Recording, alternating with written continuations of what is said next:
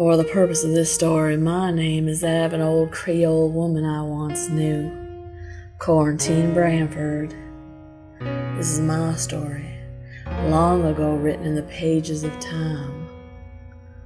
I'll let it begin as I was an Ursuline Nun. I arrived in the New World, New Orleans, in 1730. I was 14 years old. I came on a merchant ship with thieves and whores.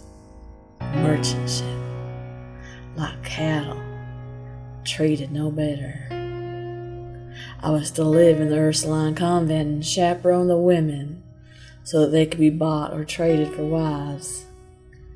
Not even one among them wasn't diseased. The men didn't care.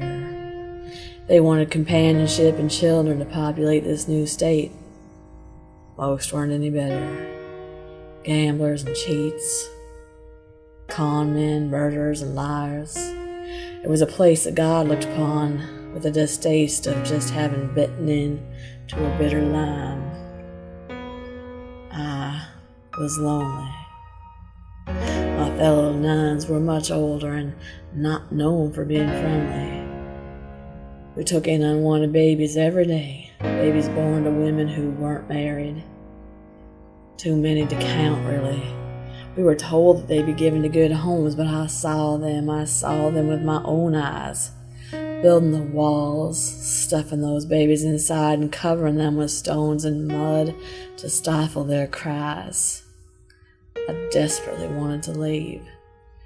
For years I toiled, and I did as I was told. I only left to chaperone, until one night, at a party, I met a man. A beautiful blue-eyed man, black hair, skin darkened by the sun, hands with blisters and muscles carved by the hard daily work of building the new homes for the wealthy, of which there were now many. We fell madly in love, and I would sneak from the convent and leave a girl unchaperoned for as long as it took for us to spend time together. He worked for a wealthy shipping gentleman who treated him well, and he wanted to marry me. I knew that I could not marry. I'd made a promise before God, and I must not break that, even though my heart and my body wanted nothing more. One evening I went to meet with my beloved, and he did not show. I went the next night, and the next. I could not imagine what would be keeping him away. On the fourth night I heard the shipping gentleman describe the death of his best man, and my heart ran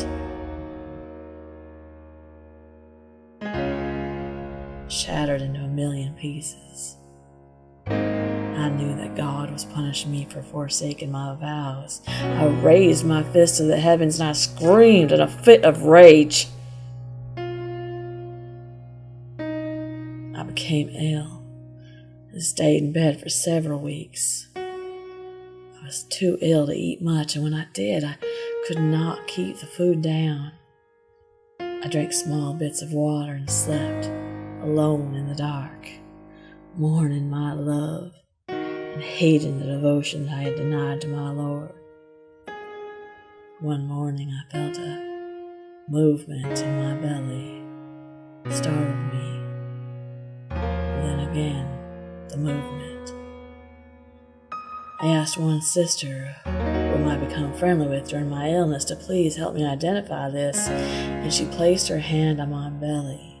She jumped back, eyes wide open, and whispered, "Sister, you are with child." I hushed her immediately, lest we be overheard. She leaned into me again and whispered into my ear, "Sister, you are with child. That is a child you are bearing." I began to cry, deeply sobbing. She held me so tight as to not alarm any of our convent.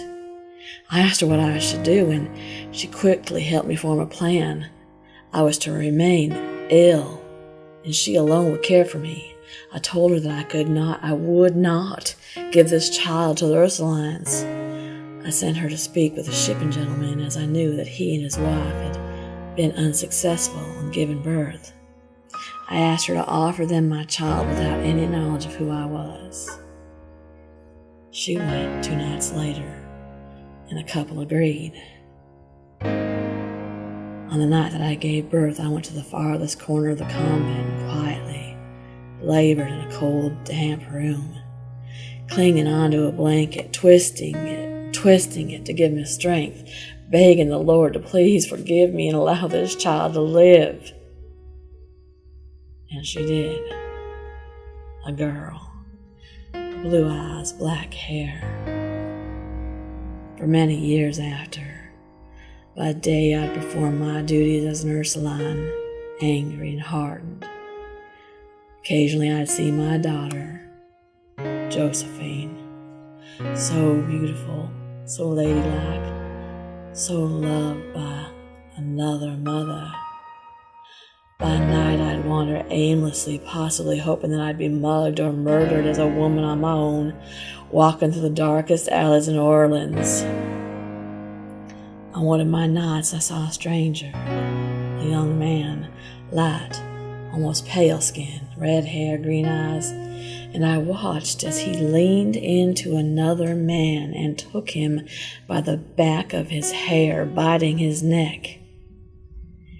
He spotted me, blood now dripping from his mouth as he had gorged on the blood of this man.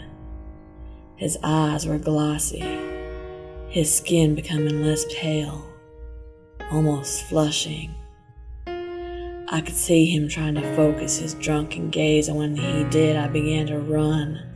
Before I could, he was standing next to me, smelling me gently.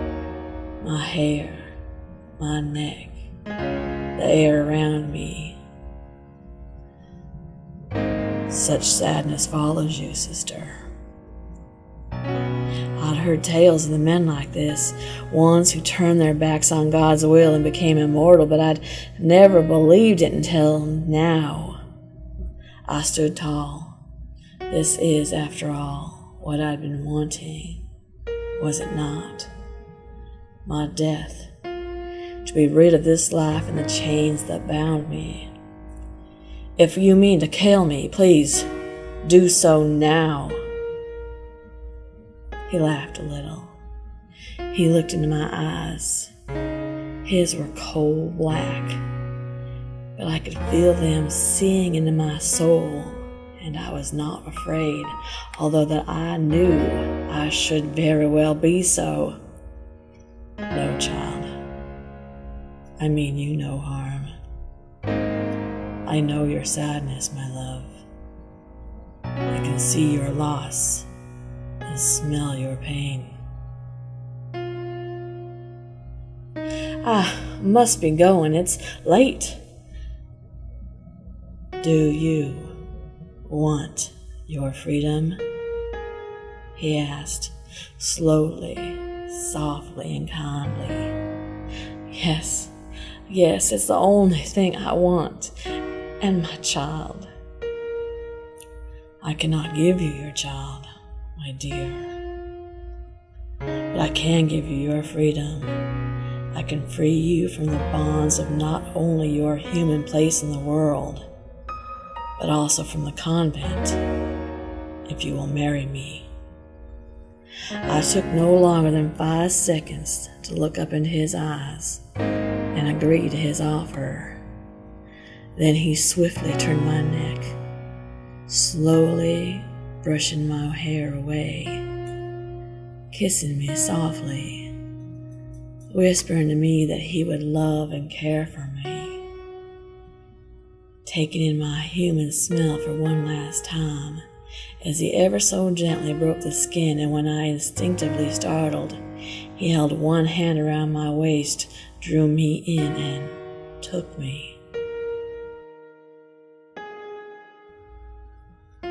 Every other generation we've moved away from New Orleans, and then we move back. I have to be here. I had to see my daughter and my daughter's daughter and her daughter and so on. I've seen them all pass. I have danced down Berber Street in a dress and an umbrella and followed their coffins to the cemeteries, century-old cemeteries, in which they have been laid to rest. I always wear red in celebration of their lives. I've known many of them and become close to them. They've all been beautiful and glorious women. Of course, they have no earthly idea just who I am. At one point, my husband, whose name you may recognize as a famous politician, so I must leave it out of this story, once recommended that we adopt our own child.